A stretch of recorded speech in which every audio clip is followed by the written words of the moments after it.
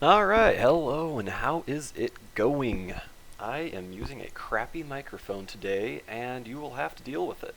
I apologize in advance. Today, I have some mod packs installed. I only have one offered active KSC Airlines contracts at a time. I think I got an issue, though, wherein I don't have a two crew, two pilot aircraft. I've got a single pilot aircraft, but not a two pilot aircraft. Come on, give me the single crew. Give me the single crew, damn it! Yes! Okay. There we go. Flight 11, crew 1, passenger 7. Alright, we'll take this. So, your aircraft must have a certified pilot, blah blah blah, wings, 7 passenger seats, and load all 7 passengers. Start from KSC, request clearance takeoff after 5 seconds, land at the island airfield, wait for passenger exchange after about 30 seconds, request clearance, land and stop at the KSC runway, and end up at the air terminal without destroying my aircraft or killing anybody. $5,000 advance, cool, that covers fuel. $1,750 on completion, calculator. Wow, that is an expensive flight. Yeah, let me do that math again. One sec. 5,000 plus 17,500 equals 22,500 credit. Divide that by 7 passengers. Boy, that's $3,200 a seat. All right, let's go get them up in the air, and we'll grab the Sprunkworx JP1 commercial. Cobalt, you'll be fine. Let's get these guys loaded up. I hope this is the right. I hope these are the right tourists. I don't know. All right. Yeah, we're good to go. On the brake. Whoa. My scroll wheel's a little sensitive, though. Want that. Total. Alright. Whoops. Let's go get that 500. Let's get those panel lights flipped on. Alright. I do believe that we are good to go. Get a quick control surfaces check. Okay, ailerons are good, elevators are good, rudder's good, and it looks like the front wheel is turning the correct direction. We are clear for takeoff. Flaps down. Engine on. I know that the wings are kind of ridiculous, but boy, this thing can fly slow. Alright, I'll give her a little throttle. Pop DOS brake. And we're going.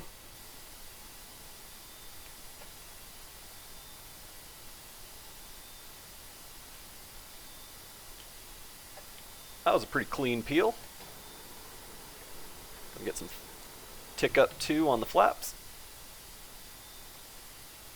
And we'll gain some altitude and start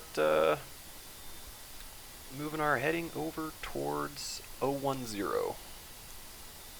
Smooth sailing so far. Alright. And we'll bring the flaps up the rest of the way and throttle back. Just a touch. Alright, island's up over there, and we'll loop back around and land on it 270-ish. I don't know about you guys, but I kind of just like this.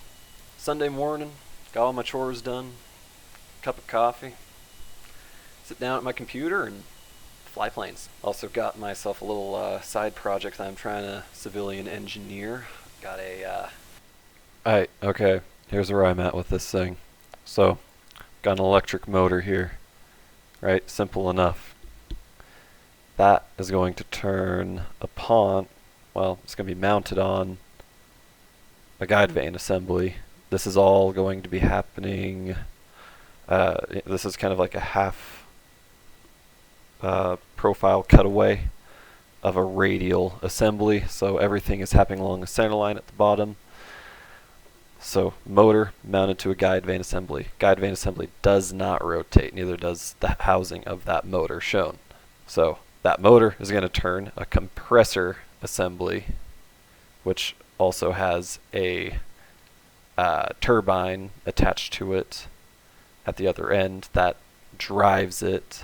The compressor side here you have stators put in there that will be held in place atop the guide vane assembly and on top of the combustion chamber. But now, here's what I gotta refigure. I have to get air flowing along in this section. I have to get air flowing from the high pressure area at the back of the the final stator coming into the inner bit of the combustion chamber, which next down,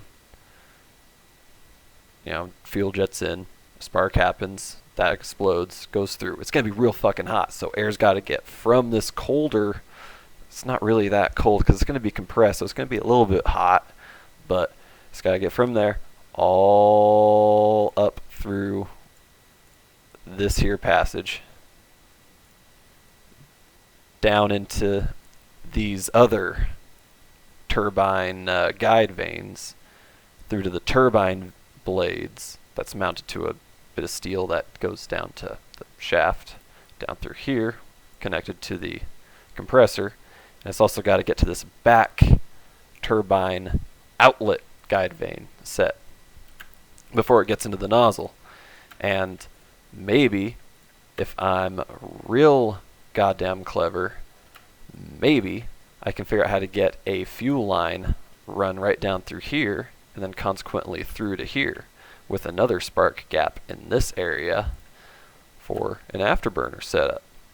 Because this whole area in here necks down into kind of another sort of combustion area right in here. But before I do that, I have to figure out where a separation might possibly occur, because none of this is accurate. None of this is to scale. This is all mock-up, and this is all just to give myself an idea of where are sub-assemblies happening, where is air flowing, where is it getting hot, and where are surfaces meeting, where are fasteners going, where are holes going to be being drilled, where are bearings going, and are the bearings going to get really fucking hot? Which, unfortunately, this bearing down in here, that little red block, is going to be right where it's really hot up in this turbine after that. I mean, when this thing's going, that's kind of the gist of it right here. This is kind of the gist of it right there. So that it's going to be real fucking hot in this whole back section right there. Real fucking hot. Yeah. So that's been my weekend. Why is the ground procs freaking out? Like, oh my god. I don't understand what's wrong with you. What's wrong with you? Altitude warning's at 500 meters and we're at like 3.26 kilometers. We're at about 11,000 feet. Kind of high. Let's go to the island. Boy, it's fun watching that blink, huh? Alright, back down to 3.25 at about 10,000 feet. Level off. Keep her around 10 degrees on the roll if I can. I'm kind of glad that at least the master alarm stopped freaking out. It's like, I don't understand why it was giving me a ground procs warning, but well. Nice thing about slightly dihedral wingtips, they slowly correct your roll. As one wingtip drops, it gains a little bit more lift, whereas this one loses lift, forcing it to self-correct. There is another issue, though, with swept wings, though, known as Dutch roll, I believe, if I remember it correctly. But essentially, what I understand is, in high-altitude, higher-speed flight, the aircraft can laterally shift and kind of rotate, causing one wing to have more frontal, more parallel airflow with the airfoils instead of more cross flow. Meaning one wing gets more lift, causing this side to lift, which then causes a bit of an oscillatory factor, and then this one starts to lift, and then this one starts to lift, and then this one lifts, and before you know it, the whole plane's weebly wobbling, and the tail's about to shake off. It's actually why I think it was a KC-130 up here at Fairchild Air Force Base, just near Spokane. A few years back, one of them crashed because of Dutch roll. The yaw dampening system did not do its job, and the pilot was unable to correct for the oscillatory demon that had taken over the aircraft. This aircraft's a slight bit prone to it, but I've got yaw dampening going on thanks to the Ferrum Aerospace Research. I actually don't have my yaw dampening on. Let's turn that on, just in case. Boy, when that oscillatory shit starts happening, good luck fixing it. Really though, good luck fixing it. Because you can't feel when that motion starts, like if you were actually sitting at the stick. You kind of got to watch the screen, and you're always going to be late on your inputs, so you're going to go down. You're going to die. I'll get rid of that annoying ass HUD. There is also quite a bit that KSP does not take into account, flight sim wise. There is no radial torque from the turbine or from propellers. There's no wind, absolutely no wind. Turbulence is basically non-existent. It's kind of easy mode for flying, it really is. But it's decently accurate if you are assuming that the atmosphere is still, there's minimal turbulence, and you can kind of eliminate any roll trim, any aileron trim to cancel out that roll from the engines. You got a rotating part, it's got to rotate upon something. Every action has an equal and opposite, all that good shit. I haven't dropped below 10,000 feet, and this thing doesn't like it when I point ever so slightly down, that's for damn sure. I'm not quite sure if I've glanced over this in any other video. A little puff of smoke there, that was interesting. But there is actually a reason for having the forward and rearward wing sets, tail, elevated, out of plane from the main wings. The reason for that is there is turbulence coming off the backs of these wings. Now, if that turbulent line is impacting the leading edge of this rear control surface, there will not be laminar flow of air across these surfaces. It will unstick, and you will lose elevator control. It will be a semi-unstable airframe at that point. It's not airworthy. There are certain designs that kind of combat that, but most of the time those factor in lifting body, and they've got all these different contours that keep that air stuck to the body in laminar flow coming off of the airfoil, that shape. It's got a lot of cross-foil flow. It's not parallel with the airfoils, which is also why jet engines and swept-wing aircraft are able to fly at supersonic speeds. That cross-foil flow allows that airspeed, that amount of flow over a surface without it coming unstuck. You gotta think, over that curve of a wing, it's gotta come up and over and then back down, and it's moving wicked fast and causing that whole Bernoulli's principle vacuum shit while the air flows nice and straight. The air has to move vertically though. You're actually causing an acceleration at that point, and you're hitting the air at supersonic speeds. So you cause the air to move up too fast, it's not going to be able to move back down to follow that wing shape. So giving it that cross-foil flow kind of smooths out that transition for the air. It doesn't have to come up and back down so damn fast. It helps it stay stuck on the wing and keeps the wing lifting you up and controlling the attitude of the aircraft instead of, not. Well, we've basically managed to make a big arc. Let's go ahead and come back in. Let's put in a little bit of rudder there and help yank that nose over a touch. Pulling just 1.3 Gs, nice and smooth.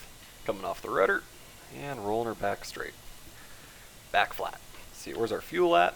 Liquid fuel, we're at 165 liters out of 230, 72% left. Altitude's been looking smooth, and the computer's freaking the fuck out again, even though we're over 15,000 feet. You shut up, please. Good lord. Off. Hey! I like that way better. You know what? Never mind. That didn't fix it. God damn it. Gotta course correct here. I swung a little bit wide.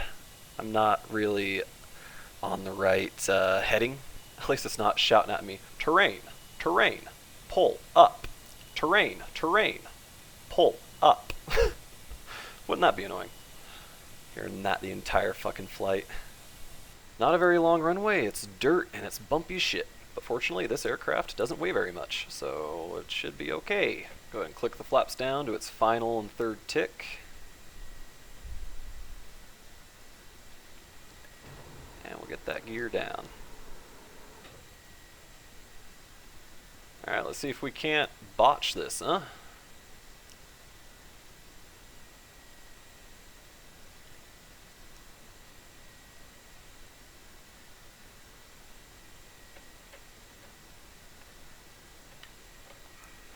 Alright, that was a pretty crisp landing. I'll take it. Right, and, well, let's see. Well, I loaded the wrong passengers. Fuck me. Alright, whatever. Let's get back to the air terminal. I just took these poor bastards to the wrong goddamn place. Let's just go ahead and taxi down to the end of the runway here. Alright, coming up on the turnaround point here. Gonna run up the engine.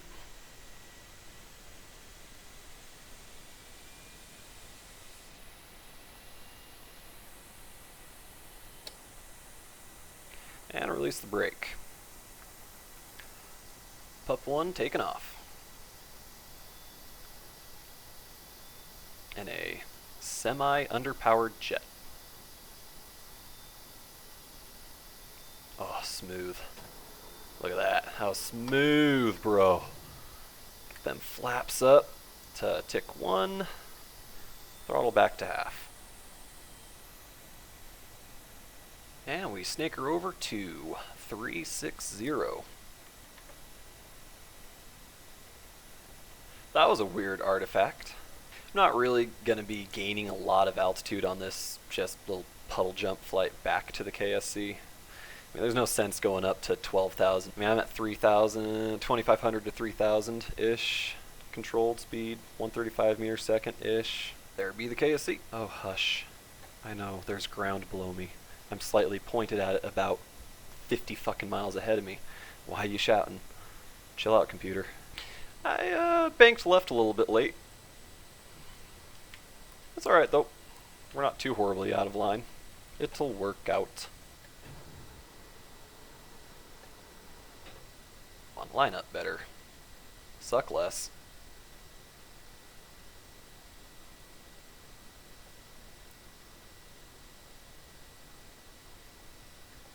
Whoa, whoa, whoa, whoa. That was weird. Didn't like that. Something's going on with the rear gear. That right rear grabbed hard. Holy shit. Oh, it's all wobbly. Yeah, okay. Maybe that gear's damaged from the dirt runway. Could be, for all I know. It's kind of pulling me to the right. Put a little bit of yaw trim in there for the front gear to keep pulling to the left. Let's get to the air terminal and park this fucking plane. Call that a successful flight. Let's see, do I have my... Oh, I don't have my flight timer. Alright, well, you know, thanks for coming along with me on this here amateur hour flight. We at least didn't crash, no one died, and we only sustained a little bit of damage to the right gear. Yeah, wow, it really turns well to the right. Really well to the right. And fuel pump off. Okay. I'll call it there, and we'll see you in the next video. Sprink out.